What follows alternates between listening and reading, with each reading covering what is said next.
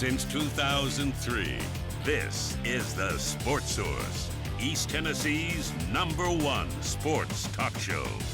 Presented by Junk Be Gone. Phoenix Conversions. With your host, John Pennington. The Sports Source starts now. Good Sunday morning. Hope you're safe. Hope you're doing well. Hope you're staying at home. You obviously are if you're watching this. We appreciate it. We have a big show for you today. We got a lot of stuff. Somebody asked me this week, what are you guys talking about? A buddy of mine out of town. I said, man, we've been packed 90 minutes each the past few weeks. Last week, we did a segment on how leagues should be working with ESPN and so to create different television video game type packages. 2 days later, ESPN announces a deal with the NBA. And then yesterday it came out they're working on a horse competition, the shooting competition they're going to put on. Just what we talked about. Last week we talked about the SEC should right now be looking at a shortened season, SEC only if you have to do it. Came out on Thursday that's exactly what athletic directors across the country are thinking about. So what are we talking about? What everyone else will be talking about tomorrow. All right, let's get into this show. First segment brought to you by Phoenix Conversions. Right now they are doing business, folks, but only by appointment. So if you need your vehicle or your fleet of vehicles upgraded, call 670-4060, 670-4060 to set up an appointment. You've got the number, and you can go to visit them on Facebook for more information, 670-4060. You can also see their website there, phoenixconversions.com. Throughout today's show, because we have so many clients on the show who brought you this thing for 17 years, we're going to be talking about all of them. I'm going to give you an update on everybody as we go through this. Okay. Let me introduce the round of panelists we have right here. Josh Ward from WNML. Josh, thanks for being here. Folks can hear you when? 12 to 3, 99.1 FM in Knoxville. Very good, and that's Monday through Friday. And down there, Chuck Cavaleras, folks can hear you yelling from your backyard. Longtime sports writer, longtime TV, radio. You were here in the first year of the Sports Source. Thanks for being here in this will be our 18th. So thanks. How time flies when you're having fun. I don't even like to go back and look at the tapes now because it's like, wow, I used to have dark hair and less poundage. All right. Yesterday, the President of the United States had a conference call with the commissioners and heads of 12 different U.S. pro sports leagues. According to people familiar with the call, the biggie in regards to the football season, and that was the big takeaway as he was talking football, and Trump said he believes the NFL season should start on time in September. Okay. He also said he hopes to have fans back in stadiums and arenas by August and September. The president wouldn't give a date for restarting sports when asked by reporters, but he did say, I think it's going to be sooner rather than later. Sounds good. I think everybody hopes he's right. Can anybody, him or anybody else, grab the crystal ball and say August and September at this point? No, not with 100% certainty. We can talk about optimistic timelines. We can talk about all the models and then the updated models and all that stuff. But everybody is playing some kind of guessing game or trying to project, and that's all it is. Until we actually get a date of this is when it's going to happen, this is when you will see games start up, and this is when you will see fans in place, you're going to see some more pessimistic views. We talked about Kirk Herbstreit's concerns last week, and then you'll hear Dabo Swinney of Clemson say, yeah, we're going to start on time, we'll be good to go. And neither know, they're both giving their own kind of projection. Thoughts?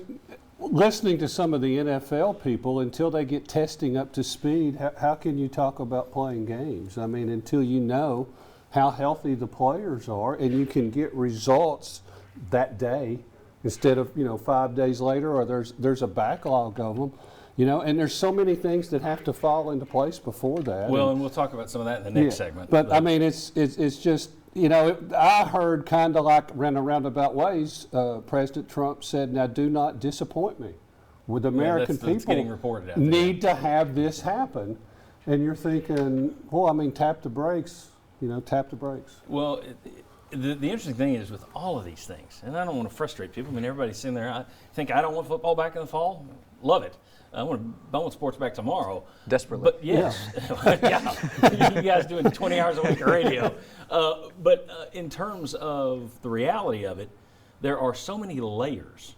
I mean, to get this back up and running, nobody's talking about the players' union. Exactly. Mm-hmm. I mean, the players' union is going to say, oh, yeah, let's go. You got to have the stadiums. Well, You had the Army Corps of Engineers checking out Thompson Bowling Arena as a possible field hospital this past week. If these arenas and stadiums are being used, that's an issue. Are the cities and states going to open up? Because right now we've kind of got everybody's banging the drum on the states' rights things, and there's some states that just refuse to do anything about this coronavirus. They don't believe it, not going to do it. Tough break. Okay, fine. Well, then if the president comes back later and says, now, everybody open up your stadiums. And at the Isn't it college still- level, Can't people say, no, it's still states' rights? No. I mean, there's just levels. until presidents say, students, you can come back to campus. Right.